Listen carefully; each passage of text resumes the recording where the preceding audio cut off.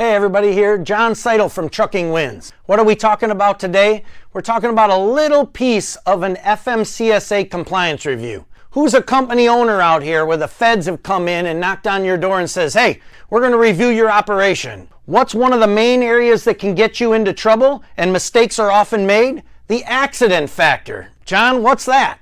Round one, they generally ask for a questionnaire. They're going to ask you how many miles you drove in the last 365 days. Then they're going to look and see how many DOT crashes that you had in the last 365 days, and they're going to do a little math problem. So now we're back in kindergarten. How do we make it so you don't have pucker factor at the end of the review? It's pretty simple. Part 385 outlines the accident factor. How does it work? They're going to look at the last 365 days from the day they made contact. 1.5 is a magic number. What does that mean? You cannot have more than 1.5 crashes per million miles driven in the last 365 days. How do they know how many miles you have? You tell them in the questionnaire. So, example, let's say you tell them you ran 10 million miles. They look in the little system and there were 10 crashes.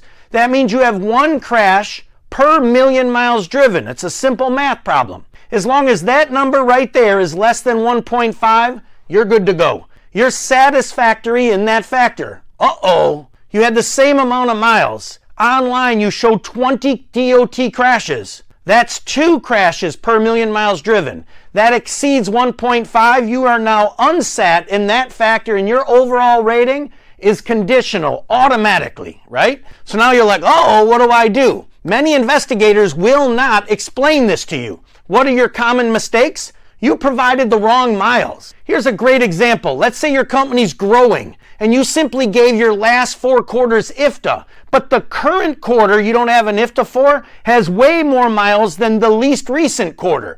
They're asking for the last 365 days. You just shortchanged your mile in the questionnaire because you're so used to giving IFTAs for insurance purposes. You need to go into your ELD and grab all the miles you can muster. The more miles you provide, the lower that number will be. So there's one mistake. You gave them the wrong miles. Second mistake, they're not allowed to count any of these crashes, even though they're DOT crashes, if they weren't your fault. So what should you have already done? You should have went on truckingwins.com and watched our crash preventability determination program video on how to challenge crashes ahead of time to get them removed so they're not even one of these. It's called the CPDP, Crash Preventability Determination Program. Check it out at Trucking Wins. What's the other one? Even if you don't qualify for the CPDP, you can still make an argument during the closeout or shortly thereafter that those crashes were not our fault. If they don't qualify for this new program, which removes crashes from your CSA,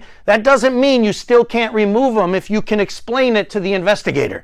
Every one of these crashes we can remove under the CPDP, or a simple communication reduces this 20 to 19 to 18 to 17 to 16. How low do we need to go here so we're not in trouble? 14. 14 crashes would be 1.4 crashes per million miles driven. It'd be below this number.